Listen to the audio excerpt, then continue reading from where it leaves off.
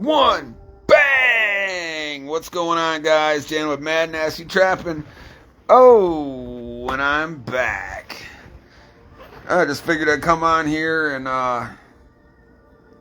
do this as a little pre-runner to see if Facebook's got their head out of their ass and figured out how to do this live stream thing yet for the new upcoming trapping season of 22. And yes, there will be one. Oh boy. Let's see. Let's see if I can chuck out some invites. Blah, blah, blah, blah, blah. Let's see. God, I know so many people on here. I haven't forgot about any of you. And, yeah, just give me like a quick 30 seconds. I'm going to just kick it old school here. Send some messages out.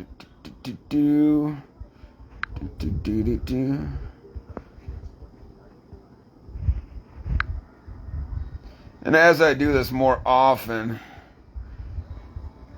we will start to see an increase once people start realizing that I've been going live again.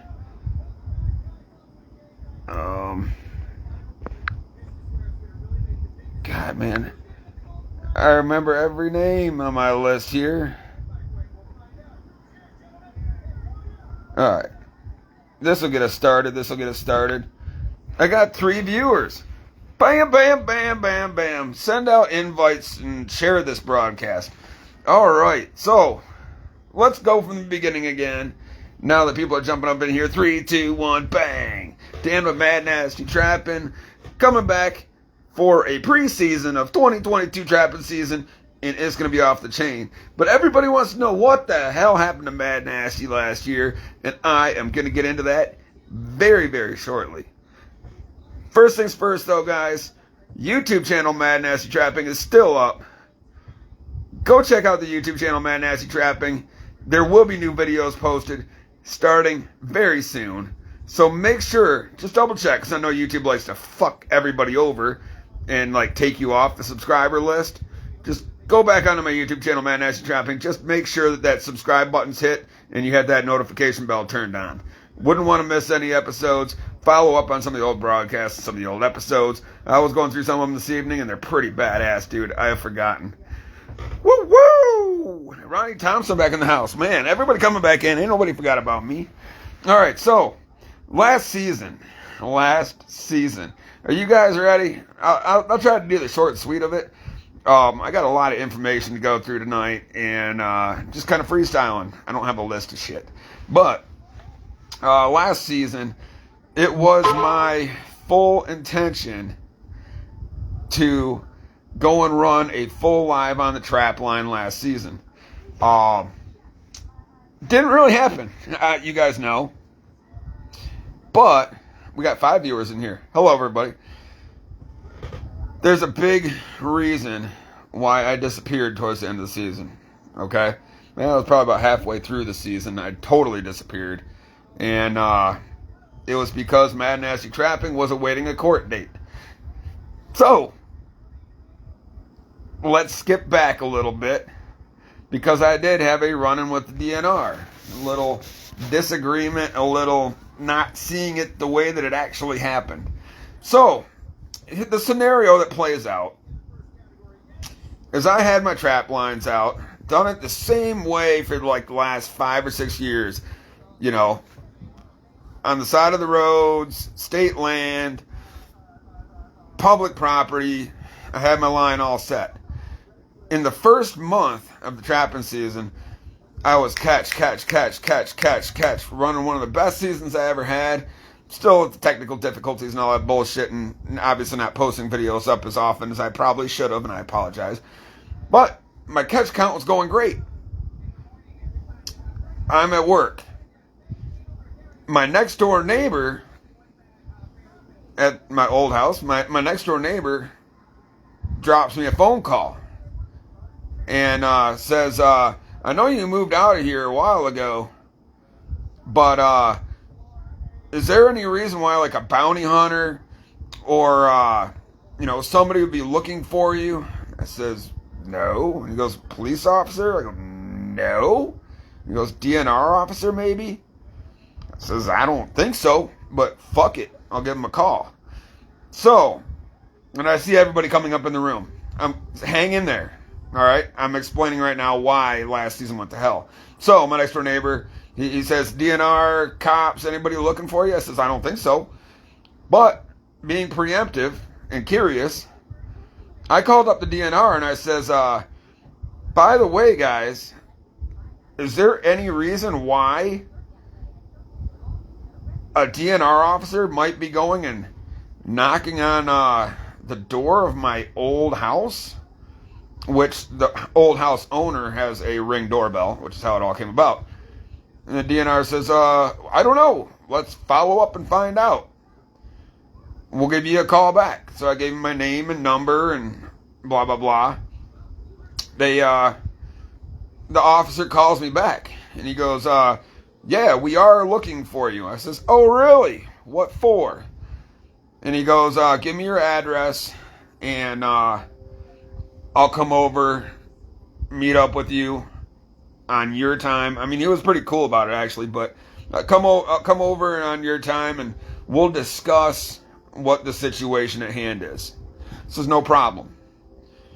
So I scheduled with this DNR officer to come over to my house, and he's a good guy. I'm not going to go naming names, and you'll see why in a minute here. But the DNR officer is scheduled to meet up with me that evening. I leave work, I come home, I'm here awaiting the DNR officer. The DNR officer shows up, and he knocks on my door, and I answer the door. I'm like, hey, how you doing? You know, and he's like, well, we've been looking for you. And I says, well, that's my old address. And he's like, did you change your address? I'm like, yeah, I changed my address, and showed him my driver's license to confirm I am who I am, you know, Mad Nasty Trapping Fur Shed Drive. You know what I'm saying? So he's like, well, the situation we got is you're not checking your trap sets every 24 hours. And I says, bullshit. And he goes, you are not checking your trap sets every 24 hours. There's been more than one occurrence of this. I says, oh, really? And he says, yeah, we've gotten multiple complaints from local neighbors that live adjacent to this state land property that have been calling in saying the animals have been in traps for more than 24 hours.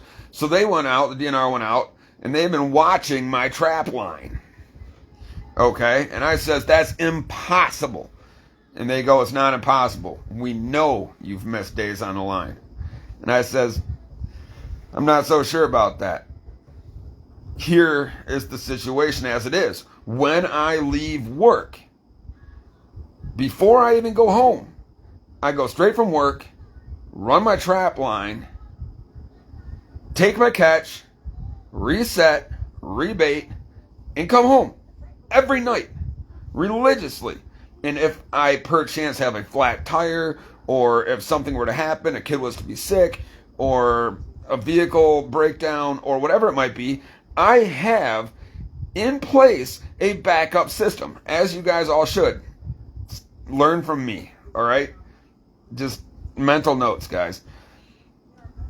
So, I got a backup system. I got a buddy of mine that has been down my trap line with me multiple times, knows where every trap is, and he is my backup guy. So that if, for instance, I have a vehicle breakdown or a kid sickness or something happens and I cannot check my line, I drop a phone call and say, hey, you need to make it to my line. Please check it. Let me know how it goes. And my guy will be out there on my line checking it for me. So there is no missed steps. I know my line is being watched.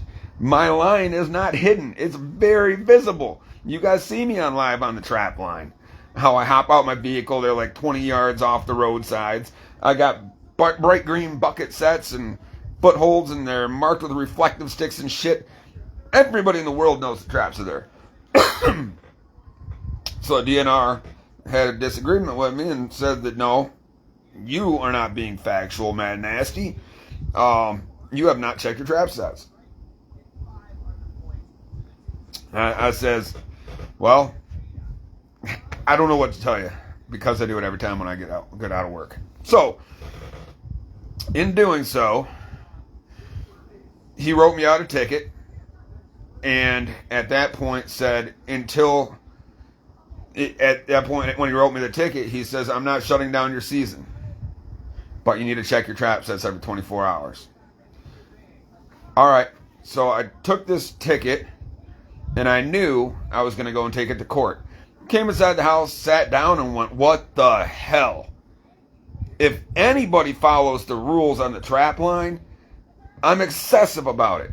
Marking the distances on my bucket sets from the slices and the cuts and the, keeping the law book all on my skinning table. And I follow the fucking laws, guys. And I see your comments, and I know new people are coming up in here, and I'm going to acknowledge all you guys, but let me get through this. It's important. I'm trying to fill you in on where I've been. So I'm sitting there after the DNR agent leaves, and I'm thinking to myself, how in the hell is this possible that on multiple occurrences I have not checked the trap line? How can anybody feasibly see it as this? And I says, so I got to thinking, and I'm like, well,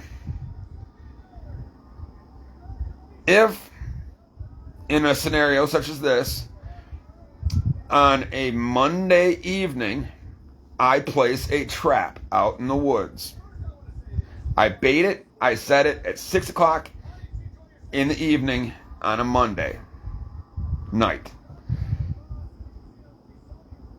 On Tuesday morning, Joe Smith leaves to go to work. There's a raccoon in that trap. He leaves at 6 o'clock in the morning. Joe Smith comes back at 5 o'clock in the evening, leaving work. Ronnie Thompson, I see you. I will go and acknowledge that in a minute. Okay, so I placed a trap on Monday night. Let the trap set out overnight. Tuesday morning, Joe Smith goes to work, sees a coon in the trap. He comes home from work at 5 p.m. He sees the coon still in the trap. I get out of work at 6. I get out of work at 5. I'm to my trap line by 6. I dispatch that coon at 6 o'clock. 24-hour window. Legal. Then I rebait and I reset the trap. I go home. Tuesday night, over the course of the night, another coon comes in. A secondary, different coon comes in, gets caught in the trap. We have double catches all the time, don't we, guys? Joe Smith, Mr. Neighbor, not his real name, obviously, goes to work Wednesday morning. At 6 a.m. in the morning, he goes to work. He sees a coon in that trap. And he swears to God that coon has been in that trap since Tuesday morning. Longer than 24 hours. When in fact it is 2 different coons. He comes home on Wednesday evening from work and goes, that coon is still in the trap. What a piece of shit that trapper is. Calls the DNR up and says, hey, I have a coon in this trap set that has been in it for more than 24 hours. It's been in there for 2 days. Come and check it out. The DNR comes out, sees that coon. I come back out on Wednesday evening at 6 o'clock within the 24-hour window, when in fact it is a secondary coon. And bang, I take that coon out of there, reset it, catch another coon. The DNR comes back out on Thursday, sees a coon in that trap. He goes, that coon's been out in that trap for 3 straight days. Pulls my trap tag with my name, address, phone number, and shows up at my doorstep with a ticket. When in fact it's different coons. I do check them within 24-hour trap set check time frame. And he hands me the ticket for not checking in enough time, because when it is in fact different critters, he swears to God it's the same animal. I see that scenario as being the one that could happen over and over and over again. So when I called the DNR back up and I says, let me throw a scenario at you, is there any possibility of this?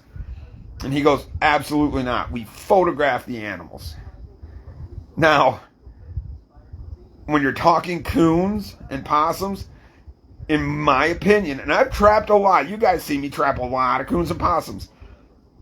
The bulk majority of them look very similar. Sometimes we get a dark phase, sometimes a lighter phase, sometimes a bobbed tail coon where their tail's half missing, and or one with one ear, or one eye is missing or something. You'd have a distinctive feature. But I'm talking that's maybe 1 out of 100.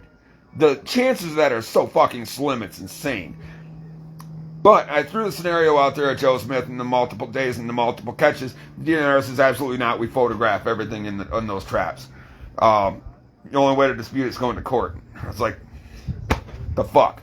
So I went to court, and at the time when I got the ticket, even though he said you can continue to trap until the court date, and then the court will decide on this matter, I had no choice but to take, in my opinion, what the only option I had was, which is pull, at that time when I had the ticket in my hand, go run out to the line and pull out every single one of my traps on the line. Because the last thing I needed was for this DNR officer to come back down the line 2 or 3 days later before the court date and do this over and over and over again with me not having the ability to fight it off. When, double catches, whatever. There's, in my head, I don't believe there's any way without possibly having date tags on each individual trap that every day that I check it, I throw a different trap tag on there or a different trap tag number. So I have numbered tags, 1 through 1,000. And I take that. I don't know. I'm trying to come up with a way so it doesn't happen again. But I went to court, tried to fight it, and it came down to a my word versus the DNR's word. And because I do truly believe that it is a multiple animal catch, he sees it as one animal being in there longer than 24 hours. I understand where he can feasibly see that. I think my scenario is much more realistic because I know when I check my time frames. So it became a my word versus his word. And in the court of law, it should just be a toss out. But it wasn't. I ended up getting hit with my first ticket that I've had in quite a few years. The judge understood my side of the story. He had to favor the DNR side of the story. The judge gave me the minimal charges possible. No points against my trapping and hunting licenses. And I paid a minimal fine. But I did pull all of my traps. And that was the conclusion of the season. And I think that was probably within the first month that he handed me the ticket. And because this whole COVID shutdown shit and the backlog in the courts, it took me a good, I don't know, I think it was a good 2 months before I had my court date. And then by then it was so far through the trapping season that I just said, fuck it, it's a wash. So that's what happened last year, guys. I'm not letting it knock the wind out of my sails like it did last year. I want to go back into it. I miss running live on the trap line. I miss socializing with everybody on here. Everybody that I chatted with last year. I appreciate everybody in here that's jumping in, that are my longtime followers, that'll always follow me. You guys are loyal, and I appreciate each and every one of you. And I'm just going to go down the rip on all the names here in a second. But this year, I got I think I got about a month and a half before trapping starts up here in Michigan. I'm going to hit it hard again. And the way to beat the system, I talked to this DNR officer after the point, and he says, well, I have no problems with you and what you're doing. And, I appreciate that you do everything by the books. But you need to be more attentive to your line. And if you can't, and then he threw out a little tip to me, and I caught it right away. And he says, if you are worried about not making every day on the line, the best way you can do that is no live catch traps. Only kill sets. Because your kill set traps, you do not have to check by law every 24 hours. They recommend a check of traps every 24 hours, but because it is a kill set, the animal's not suffering in the trap, which is why they have the 24-hour law here in Michigan. So, he was implying that if I'm going to run these roadside lines and I'm going to run a whole bunch of roadside traps, that the best way to do it is to use kill traps, not live traps. So this year, I'm going to be doing a whole lot more bucket sets. I want to get every 220 conibear that I can get my hands on, and every bucket set that I can get my hands on, every set of 5-gallon bucket pails with lids. I want to cut a hell of a stack and run a long line of bucket sets. It's not going to be cheap. But at this point, I think that is the only way that it's not going to revert back to that DNR officer picking me out and swearing up and down that a multiple trap catch or a multiple animal catch on multiple days is in fact the same coon for multiple days. I don't see any way to avoid it happening. So that's the dilemma I'm stuck in. I'm trying to work a workaround on it. You're going to see more bucket sets. You're going to see more bucket sets out there this season with 220 conibears than you've seen me run in the past. And as much as I like DP, as much as I like the DP sets, I don't know yet. I'm trying to figure it out, guys. But that's kind of how it is. That's what happened last season. Whatever. I got still a clean record, and it's not knocking me down this season. I'm going to hit it as hard as I ever have. I will have live on the trap lines again. And the other bonus to doing live on the trap lines, if in fact I can get it working properly with very minimal glitches. And I see your comment in there, Don. I'll get it to you in a second. If I can run live on the trap line without, and avoid as many glitches as possible, running live on the trap line, running my entire line live, is proof positive saved footage of an in fact 24-hour trap line check. So that's another option too. It might just in fact go and force me to do a live on the trap line nightly if I'm going to use live catch traps. So that's what happened. That's what put me out of the season last year. It wasn't the DNR shutting me out on the season. It was a preventative measure to make sure that they did not stack up additional charges on me until the court date. So everything's in the clear now. No hard feelings against that DNR officer. He's just doing his job and putting on paper what he had seen and thought to be fact. So it is what it is.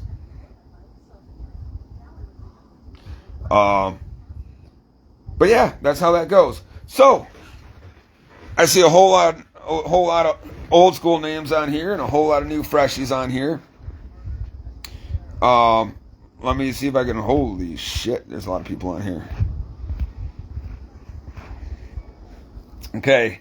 The names: Daniel Myers, Josh Fairfax, Matt Bursons, Jesse James, Ronnie Thompson, Jay Yelton, Bill Flathead Sutton, Stan Taringo, and if I mispronounce, I apologize. I'm trying to rip. Steve Burles, Daniel Murphy, Ronnie Thompson, Donald Kindred's back, and that's who's on here right now. And I didn't advertise it. and I'm not on a regular basis yet. So, coming back down the rip, comments. Jesse James is watching. Ronnie Thompson says, "There you are, Mad Nasty Trapping." Yes, man, I'm happy to be back on here. And I'm just getting started, guys. The season's not even up yet, and I'm gonna get fueled and gassed, and let's go. Um, Donald Kindred is watching. Kindred says, "Till you catch one by the leg, and they will bitch about that." Yes, but the chances of yes, it does happen. I mean, it's not lightning strike occurrence. I mean, I've had catches in the middle of the head, middle of the skull snapped on it, or a foot catch where they reach through the 220 and they hit the triggers and it goes off on their foot.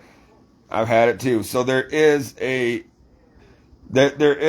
chance of a live catch in a 220. But I check my line every 24 hours religiously anyway. So I don't know how else to do it, man. If you without tagging, a numerical metal tag on every trap every night and changing that number every night and correlating it with a calendar or some such, I'm looking for examples of ways that I can document in every 24-hour trap check so that if it does occur again, I have a grounds to stand on in court. Without doing it on live stream or some kind of metal trap tag, I'm clueless. Send me a messenger message if you guys have any ideas, because I'm open 110% to whatever you guys got to say. Donald Kindred says you can come take the ones I catch every night. Yeah, hey, you know, I don't see there being any issue with somebody bringing their catch to me and giving it as a gift to Mad Nasty. I see that's okay too. Color code tags, another good example. Yeah, I'd have to switch them out every day, but yeah. I don't know, red, white, blue, green, yellow, orange, and black. Maybe switch, one color on, for each day. But I would literally, I mean, yeah, I have to check every trap anyway. But I guess I'd have them on maybe little tiny carabiners or something and clip them to the chains. And then every time I check a trap, I pull a color tag, put a new color tag on it, and then correlate that to Monday through Sunday. That's a great idea, dude. I'm open to ideas. So, yeah, that's how that goes. Now I see that Ronnie Thompson wanted to jump in. I'm gonna add you right now, because I've already got out there the info I needed to get out there, and yeah. So hit that accept button, Ronnie Thompson, if you want to jump in, bud.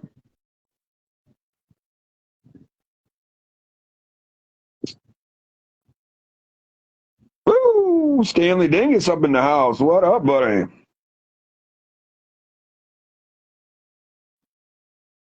Looks like word's getting out there that Mad Nasty's back on here again. Mm.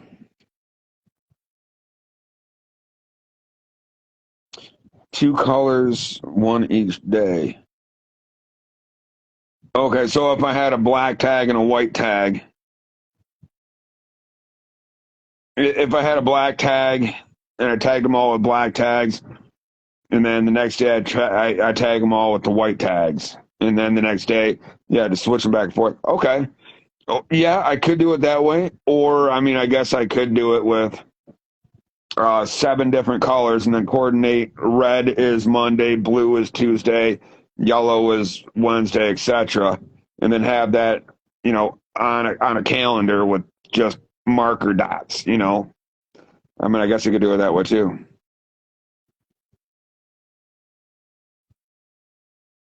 Yeah.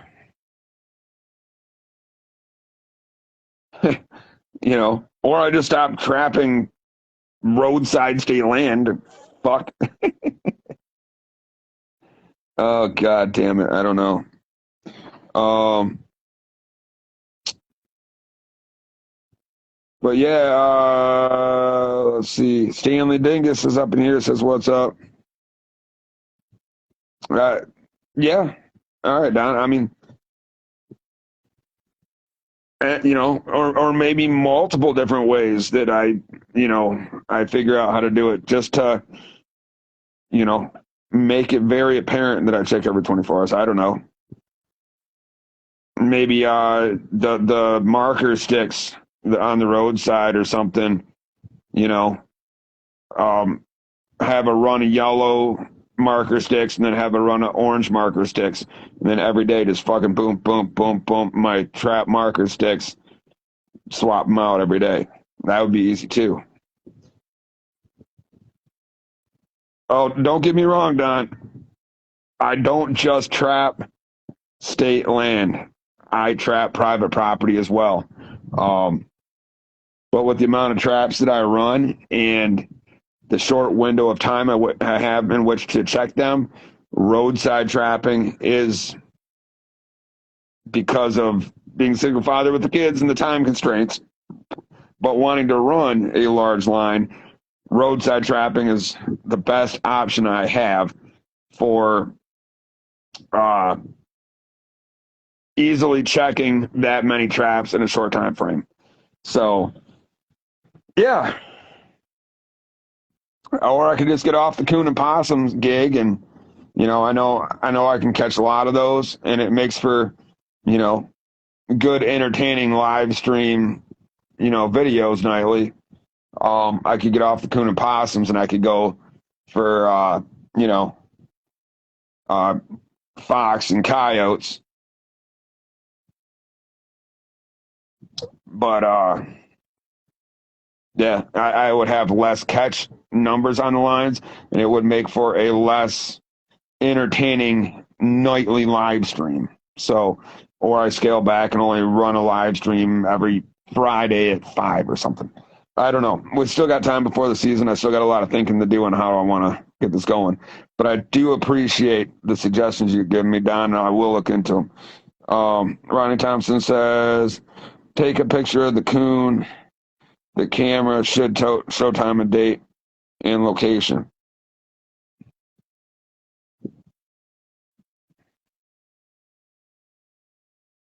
Yeah, I guess that could possibly work too. Um,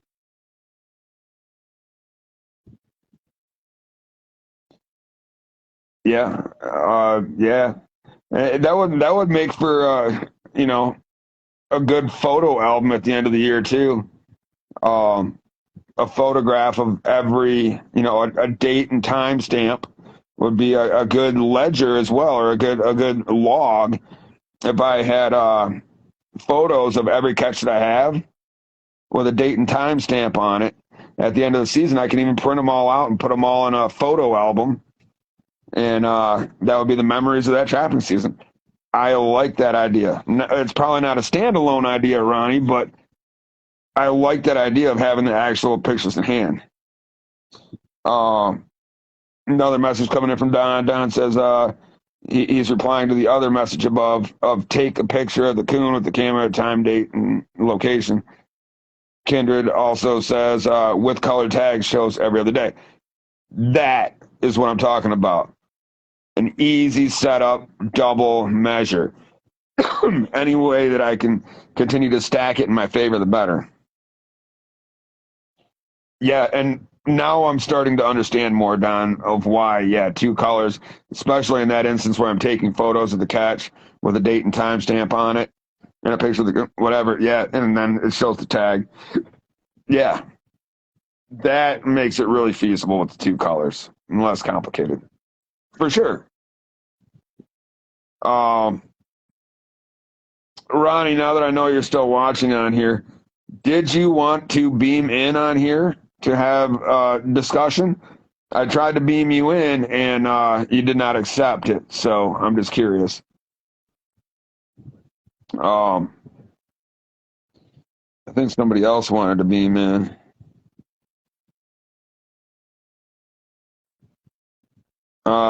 Daniel Myers is on here. I'm able to beam him in, and Don's able to beam in too. Oh, okay. I seen that you sent me a message that you wanted to be beamed in, Ronnie. That's the only reason I brought it up. I don't want to bring anybody on camera that doesn't want to be on camera. God knows what you're wearing right now with your onesie and shit. I love you anyway, buddy, you weirdo. Mm. So, Dave, what's up, buddy? I think I recognize your name. I'm sure you've been on here before. Ian Thomas, what the fuck is up, motherfucker? Um, Here's another topic. I got a buddy of mine, my one of my hunting partners, all right. And I was hanging tree stands and getting everything done this year. And out of nowhere, he comes up and says, "You know what? Fuck it. I don't want to hang tree stands this year. I want to go and use a tree saddle this season. I'm done. I'm fed up with going and carrying all the tree stands out in the woods, putting them up in the trees. It's a lot of work. It's heavy gear, and it's just not worth it. I want to try this tree saddle gig." And I've heard of the tree saddles and I've seen them. I understand the concept, but I'm like, why? Just why? I mean, I get it. I hear the positives of carrying light amount of weights and lightweight gear and portability, and you can run up the tree real quick, and then if you see a deer across the field or coming across the field, you can come down your tree real quick and go to another tree and boom, you're up in there. I get it, portability, whatever the hell. But in my head, when I get to the woods, I want to put my backpack on, or I want to put my safety harness on first. And I got a couple of stories on the safety harnesses too. I'm a religious user of safety harnesses now. But when I get to the woods to go hunting, I want to go and put my safety harness on, my backpack on, grab my bow, kick my flashlight, get to my stand, climb up in my stand, tether myself to the tree, sit down, and enjoy the hunt. I don't want to have to go and strap on all this fucking gear and cables and ropes and straps and, tree diaper and all this other bullshit. I don't want to have to throw this all on me with maybe one set of sticks, or maybe even having 3 or 4 ladder sticks to get up in the son of a bitch. I know you can tree climb and, slide your rope up and shit, but when you got a branch on the tree, you got to unhook your shit mid climb and then go up over the branch and then continue climb. And you gotta pre-plan out your trees and shit anyway. I don't see the point to this shit. I understand, yeah, you can go all the way around the tree and whatever. You don't have to hang a tree stand. Woo! But you know what? If you go before the season and you hang and have out in the woods 3 or 4 stand locations, as I do, then another 2 that are your fallback locations, so that if one location goes stale or cold, you can drop your stand out and then just go move it mid-season. But you have multiple tree stand locations. So all I do is carry my safety harness, backpack, and bow and go.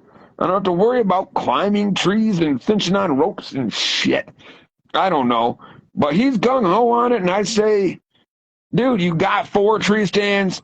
Let me hang your stands. Save your money from the tree diaper, you weird motherfucker. That's my opinion on it. And I'm trying to get him to come on here live, but god damn, he doesn't want to. I don't know. He's stuck in his ways. He's going to go buy one of those crazy spaghetti noodle tree diaper contraptions and use it.